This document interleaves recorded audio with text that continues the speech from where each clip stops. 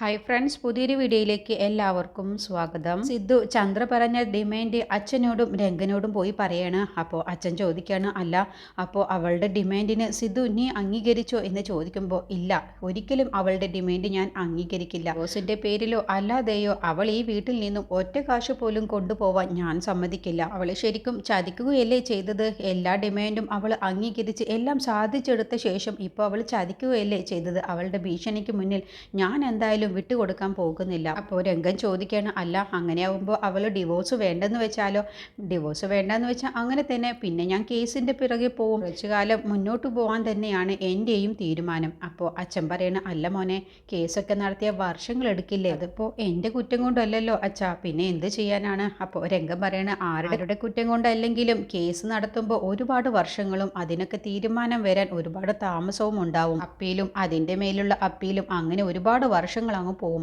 അപ്പോൾ അച്ഛൻ പറയണ, അത് ശരിയാണ്, എന്നിട്ട് അവസാനം അവൾക്ക് നഷ്ടപരിഹാര തുക കൊടുക്കേണ്ടി വരും. രംഗം പറയണ, ഈ കല്യാണം അസാധുവാണെന്ന് തെളിയിക്കാൻ എന്തെങ്കിലും ഒരു തെളിവ് കിട്ടിയാൽ അതോടുകൂടി നമ്മൾ രക്ഷപ്പെട്ടേനെ. അങ്ങനെ ഒരു തെളിവുണ്ടെങ്കിൽ എത്ര നന്നായേനെ. അപ്പോൾ അച്ഛൻ പറയണ, അങ്ങനെ ഒരു തെളിവുണ്ടല്ലോ, കല്യാണത്തിൻ്റെ അന്ന് തന്നെ മണ്ഡപത്തിൽ വെച്ച് അവൾ താലി പൊട്ടിച്ച് വലിച്ചെറിഞ്ഞവളല്ലേ, അതുപോലെ തെളിവായിട്ട്. അപ്പോൾ സിദ്ധു പറയണ, അത് പോരാ അച്ഛാ, അന്ന് തന്നെ ഞങ്ങൾ കല്യാണം രജിസ്റ്റർ ചെയ്തിട്ടുണ്ടല്ലോ, അതും പോരാഞ്ഞിട്ട് അവൾ എന്നോടൊപ്പം ജീവിച്ചതിനുള്ള തെളിവുമുണ്ട്. അതുകൊണ്ട് അച്ഛൻ പറഞ്ഞ തെളിവ് മാത്രം പോരാ, ഇതിനേക്കാളും ശക്തമായ തെളിവാണ് വേണ്ടത്.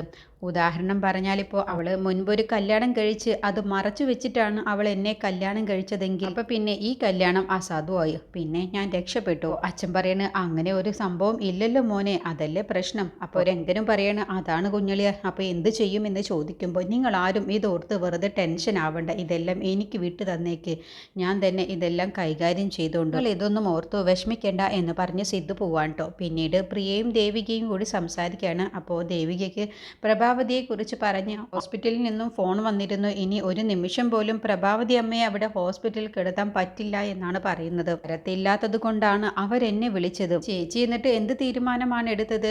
ഇതിലിപ്പോൾ തലയിടണ്ട എന്നാണ് എൻ്റെ അഭിപ്രായം. കാരണം നമുക്ക് രണ്ടുപേർക്കും ജോലിയുള്ളതാണ്. അതുകൊണ്ട് പ്രഭാവതി അമ്മയെ ഈ വീട്ടിലേക്ക് കൊണ്ടുവന്നാൽ നമുക്ക് രണ്ടുപേർക്കും നോക്കാനും കഴിയില്ല. ഈ വീട്ടിൽ ആരുമില്ല അവരെ നോക്കാൻ. സ്വന്തമായി ഒന്നും ചെയ്യാൻ കഴിയാതെയാണ് പ്രഭാവതി അമ്മയുടെ അവസ്ഥയുള്ളത്. അതുകൊണ്ട് തന്നെ ഇവിടേക്ക് കൊണ്ടുവന്നിട്ടും ഒരു കാര്യവുമില്ല. ഇവിടെ ആരുമില്ലാത്ത സ്ഥിതിക്ക് ഇങ്ങോട്ട് കൊണ്ടുവന്നാലും അത് ബുദ്ധിമുട്ട് തന്നെയാണ് ഉണ്ടാവും. അപ്പോൾ പ്രിയ പറഞ്ഞതിലും കാര്യമുണ്ട് എന്ന് ദേവിക പറയട്ടെ. അങ്ങനെ ഇവർ രണ്ടുപേരും കൂടി സംസാരിക്കുന്നത് കേട്ടുകൊണ്ട് മുത്തശ്ശി വരികയാണ്. അപ്പോൾ മുത്തശ്ശി പറയണേ, ഞാൻ നോക്കിക്കോളാം പ്രഭാവതിയെ. അപ്പോൾ പ്രിയ പറയണേ, എന്താ മുത്തശ്ശി പറയുന്നത്? മുത്തശ്ശിക്ക് തന്നെ തീരെ സുഖമില്ല, എന്നിട്ടാണോ ഇപ്പോൾ വയ്യാത്ത ഒരു സ്ത്രീയെ കൂടി മുത്തശ്ശി നോക്കുന്നത്? അതൊന്നും നീ നോക്കണ്ട, ഞാൻ നോക്കിക്കോളാം പ്രഭാവതിയെ. കാരണം പ്രഭാവതിക്ക് ഈ ഒരു അവസ്ഥ വന്നത് ഈ വീട്ടിൽ താമസിക്കുമ്പോഴല്ലേ.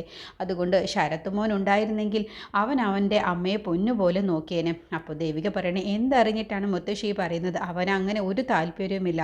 അവൻ്റെ അമ്മയെ ആരുടെയും തലയിൽ കെട്ടിവെച്ചിട്ട് അവന് കൈയൊഴിയണം, അതാണ് അവൻ്റെ ലക്ഷ്യം. നീ അങ്ങനെ ശരത്ത് മോനെ കുറ്റപ്പെടുത്തൊന്നും വേണ്ട.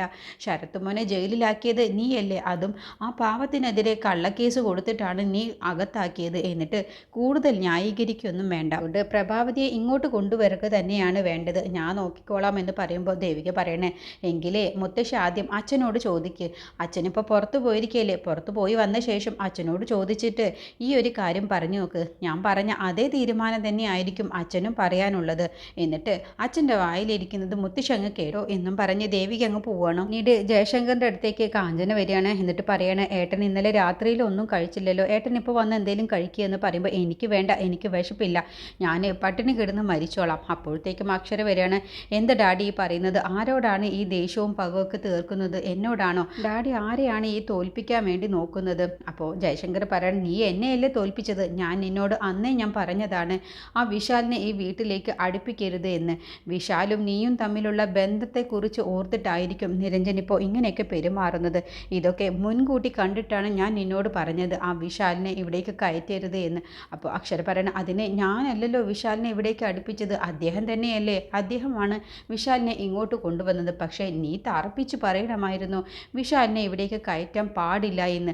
അങ്ങനെ നീ പറഞ്ഞിരുന്നെങ്കിൽ ഇന്ന് ഒരിക്കലും നിരഞ്ജൻ എന്നോട് ഇങ്ങനെ പെരുമാറില്ലായിരുന്നു. അല്ലേ പോയതല്ലേ നിരഞ്ജൻ ഈ വീട്ടിൽ നിന്നും, ഇതുവരെയും ഇവിടേക്ക് തിരിച്ചു വന്നില്ലല്ലോ. അയാൾ പതുക്കെ പതുക്കെ ഈ വീട്ടിൽ നിന്നും അകലാനാണ് ശ്രമിക്കുന്നത്. നീ എല്ലാം വിധി തീരുമാനിക്കുന്നത് പോലെ വരട്ടെ, എനിക്കിനി ഒന്നും ചെയ്യാൻ കഴിയില്ല എന്ന് പറഞ്ഞ് ജയശങ്കർ അങ്ങ് പോവാട്ടോ. അപ്പോൾ കാഞ്ചന അക്ഷരയോട് പറയണ, മോളെ ഏട്ടൻ പറയുന്നതൊന്നും നീ കാര്യമാക്കണ്ട, വിശാലൊന്നുമല്ല നിരഞ്ജൻ്റെ ഈ മാറ്റത്തിനുള്ള കാരണം ആ മാലിനിയാണ്. അതുകൊണ്ട് മോള് ഞാൻ പറഞ്ഞതുപോലെ ആ മാലിനിയെ പോയി കണ്ട് സംസാരിക്കണം. പിന്നെ അപ്പച്ചി ഞാൻ എങ്ങനെ അവളുടെ കാല് പോയി പിടിക്കും?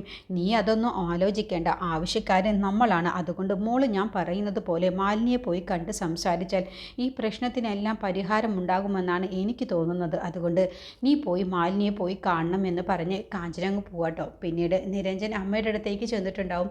അപ്പോൾ അമ്മയും നിരഞ്ജനെ കുറ്റപ്പെടുത്താണ്, നീ ഇപ്പോൾ കാണിക്കുന്നത് ശരിയല്ല മോനെ, ഒരു ഭാര്യയും കുടുംബവുമുണ്ട്, അതൊന്നും മറന്ന് നീ ഒരിക്കലും ജീവിക്കാൻ പാടില്ല. നിരഞ്ജൻ പറയണ, അമ്മ കരുതുന്ന പോലെയല്ല, മാലിനി എൻ്റെ ഒരു ഫ്രണ്ടാണ്, അവൾക്ക് ആരുമില്ലെങ്കിൽ അവളോട് വിവാഹം കഴിക്കാൻ വേണ്ടി പറയണം, അല്ലാതെ ഇങ്ങനെയൊക്കെ കാണിച്ചു കൂട്ടുകയല്ല ചെയ്യേണ്ടത്. അപ്പോൾ നിരഞ്ജൻ പറയണ, അവളുടെ ജീവിതം ഇങ്ങനെയൊക്കെ ആവാൻ കാരണം ഞാനല്ലേ?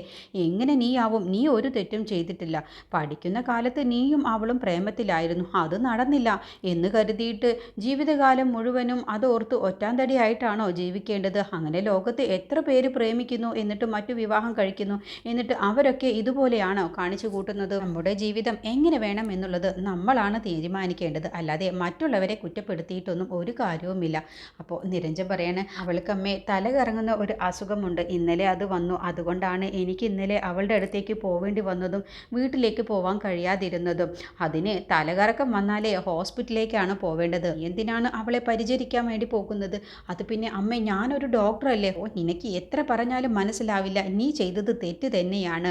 നിന്റെ കൂടെ ആരും നിൽക്കില്ല, ഞാൻ പോലും നിൽക്കില്ല, ഈ അമ്മ പോലും നിൽക്കില്ല. അപ്പോൾ എന്താണ് ചെയ്യേണ്ടതെന്നോ? അവളോട് പോയി കല്യാണം കഴിക്കാൻ വേണ്ടി പറയണം. അവൾ കല്യാണം കഴിച്ചാൽ നീ രക്ഷപ്പെട്ടു, പിന്നെ നിന്നെ ആരും കുറ്റപ്പെടുത്തില്ല. ഞാനത് അവളോട് പറഞ്ഞതാണ് അമ്മേ, പക്ഷെ അവളത് അനുസരിക്കുന്നില്ല. അത് ശരിയല്ലല്ലോ, അവൾ അനുസരിക്കണം. കാരണം ഒരു കുടുംബമായി ജീവിക്കുന്ന ആളാണ്, എല്ലാത്തിനും എന്തിനും ഏതിനും നിന്റെ സഹായം തേടുന്നത് ശരിയല്ലല്ലോ. അതുകൊണ്ട് ഞാനൊരു തീരുമാനം എടുത്തിട്ടുണ്ട്, ഞാൻ പോയി അവളെ കണ്ട് സംസാരിച്ച് സമ്മതിപ്പിച്ചോളാം. അവളോട് മറ്റൊരു വിവാഹം കഴിക്കാൻ വേണ്ടി ഞാൻ അവളോട് സംസാരിച്ചോളാം, എന്നിട്ട് അവളെ കൊണ്ട് സമ്മതിപ്പിച്ചോളാം. പക്ഷേ അതിൻ്റെ മുന്നേ എനിക്ക് നിന്നോടൊരു കാര്യം ചോദിക്കാനുണ്ട്. അവളെ മറ്റൊരു വിവാഹം കഴിപ്പിക്കുന്നത് കൊണ്ട് നിനക്ക് എതിർപ്പ് വല്ലതുമുണ്ടോ? ഇല്ല അമ്മേ, എനിക്ക് ഒരു എതിർപ്പുമില്ല. അവൾക്ക് നല്ലൊരു കുടുംബജീവിതം കിട്ടുന്നത് കൊണ്ട് എനിക്ക് സന്തോഷം മാത്രമേ ഉള്ളൂ. എങ്കിൽ പിന്നെ ഞാൻ ഏറ്റു. ഞാൻ അവളെ ഇന്ന് തന്നെ പോയി കണ്ട് സംസാരിച്ച് അവളെ കൊണ്ട് മറ്റൊരു വിവാഹത്തിന് ഞാൻ സമ്മതിപ്പിച്ചോളാം എന്ന് പറഞ്ഞ് അമ്മ അങ്ങ് എണീറ്റ് പോവാണ്. പിന്നീട് ദേവികയെ കണ്ട് സംസാരിക്കാൻ ക്രൈംബ്രാഞ്ച് ഓഫീസർ വീട്ടിലെത്തുകയാണ് കേട്ടോ. എന്നിട്ട് ശരത്ത് എന്തിനാണ് അറസ്റ്റിലായത്, ശരത്തിന് എങ്ങനെയാണ് അറസ്റ്റിലാക്കിയത് എന്ന കാര്യങ്ങളൊക്കെ കുറിച്ച് ചോദിച്ചറിയുകയാണ് കേട്ടോ. അപ്പോൾ ദേവിക പറയണേ, എൻ്റെ പേരും പറഞ്ഞ് ആ മാമച്ചൻ കോൺട്രാക്ടറുടെ കയ്യിൽ നിന്നും പല തവണയായിട്ട് ശരത്ത് പണം വാങ്ങിയിട്ടുണ്ട്, അതും പോരാഞ്ഞിട്ട് ഗൂഢാലോചനയും നടത്തിയിട്ടുണ്ട്. അതിനെക്കുറിച്ച് ദേവിക പരാതിപ്പെട്ടിട്ടുണ്ടോ? ഇല്ല സാർ, ഞാൻ പരാതിപ്പെട്ടിട്ടില്ല, ഇപ്പോഴല്ലേ ഓരോന്നായിട്ട് ഞാൻ അറിയുന്നത്. എങ്കിൽ എത്രയും പെട്ടെന്ന് ശരത്തിനെതിരെ അങ്ങനെ ഒരു പരാതി കൊടുക്കണം, എന്നിട്ട് അതിൻ്റെ ഒരു കോപ്പി എനിക്ക് തരികയും വേണം. ദേവിക പറയണ, അവൻ ഇനി ഒരിക്കലും പുറത്തിറങ്ങരുത് സാർ, അതിന് എന്താണ് ചെയ്യേണ്ടതെങ്കിൽ അത് സാറ് ചെയ്യണം, എന്നിട്ട് അവനെ ഒരിക്കലും പുറത്തിറക്കരുത്. ദേവിക പറയുന്നതൊക്കെ എനിക്ക് മനസ്സിലാകുന്നുണ്ട്, പക്ഷേ എനിക്ക് ചില പരിമിതികളൊക്കെ ഉണ്ട്. അപ്പോൾ ദേവിക പറയണ, ഭാഗ്യം കൊണ്ട് മാത്രമാണ് സാർ ഞാൻ ഈ കേസിൽ നിന്നും രക്ഷപ്പെട്ടത്, അല്ലായിരുന്നെങ്കിൽ ഇപ്പോൾ ശരത്ത് കിടക്കുന്നിടത്ത് ഞാനാണ് കിടക്കേണ്ടിയിരുന്നത്. ഞാൻ സാറിനോട് ഒരു കാര്യം ചോദിച്ചോട്ടെ, ഇത്രയും പേരെ കൊന്നവനെ ഇങ്ങനെ ലാഘവത്തോടു കൂടി നിങ്ങൾ എന്തിനാണ് അഴിച്ചു വിട്ടിരിക്കുന്നത്? അവൻ കാരണം എത്ര പേരാണ് മരിച്ചത്, എന്തെല്ലാം കഷ്ടപ്പാടുകളാണ് സഹിക്കുന്നത്, എന്നിട്ടും അവൻ ഇങ്ങനെ ഒരു കൂസലുമില്ലാതെ പുറത്ത് വലസി നടക്കുന്നു. നിങ്ങൾ എന്തുകൊണ്ടാണ് അവനെതിരെ ആക്ഷൻ എടുക്കാത്തത്? അതിനുള്ള മറുപടി ദേവികയോട് ഞാൻ എന്നാളും പറഞ്ഞതാണ്, തെളിവുകളാണ് നമുക്ക് പ്രാധാന്യം. തെളിവുകൾ ഒന്നും തന്നെ അവനെതിരെ നമുക്ക് ലഭിക്കുന്നില്ല. ഇപ്പോൾ ഓരോന്നായിട്ട് ഞാൻ സംഘടിപ്പിച്ചു കൊണ്ടിരിക്കുകയാണ്. ഇനി അവനെ ഒരിക്കലും അഴിക്കാൻ പറ്റാത്ത പൂട്ടായിരിക്കണം, അതിനാണ് ഞാൻ ശ്രമിച്ചുകൊണ്ടിരിക്കുന്നത്. ആര് തന്നെ വിചാരിച്ചാലും അവൻ ഒരിക്കലും പുറത്തിറങ്ങാൻ കഴിയരുത്, അതിനുള്ള ശ്രമത്തിലാണ്. അപ്പോൾ ദേവിക പറയുന്നത്, സാറിന് ഉറപ്പായും അത് കഴിയും, അതിനുവേണ്ടി എന്ത് സഹായം വേണമെങ്കിലും ഞങ്ങളുടെ ഭാഗത്തു നിന്നും സാറിന് ചെയ്തു തരാം. സാറിനോട് ഒരു കാര്യം കൂടി പറയാനുണ്ട്, ഞങ്ങളുടെ അമ്മ പാർവതിയമ്മയെ കാണാതായിട്ട് ഇത്രയും ദിവസമായി, ഇതുവരെയും ഒരു വിവരവും കിട്ടിയിട്ടില്ല. സാറ് അതിനു വേണ്ടി കൂടി ഒന്ന് ശ്രമിക്കണം. അപ്പോൾ ക്രൈംബ്രാഞ്ച് ഓഫീസർ പറയാണ്, ഞങ്ങളുടെ ഭാഗത്തു നിന്നും അതിനുള്ള ശ്രമവും നടന്നുകൊണ്ടിരിക്കുന്നുണ്ട്, എത്രയും പെട്ടെന്ന് എല്ലാത്തിനും ഒരു തീരുമാനമുണ്ടാവും എന്ന് പറഞ്ഞു പോകാൻ ഒരുങ്ങാൻ കേട്ടോ. അല്ല മുത്തശ്ശി എവിടെയെന്ന് ചോദിക്കുമ്പോൾ മുത്തശ്ശിക്ക് പോലീസുകാരെ വല്ലാത്ത പേടിയാണ്, അതാണ് പുറത്തിറങ്ങാത്തത്. എന്നാൽ ശരിയെന്ന് പറഞ്ഞ് ക്രൈംബ്രാഞ്ച് ഓഫീസർ പോവാണ്. പോയി കഴിഞ്ഞ ശേഷം മുത്തശ്ശി ദേവികയുടെ അടുത്തേക്ക് ചെല്ലണം. അയാൾ പോയോ എന്ന് ചോദിക്കുമ്പോൾ ആ പോയി.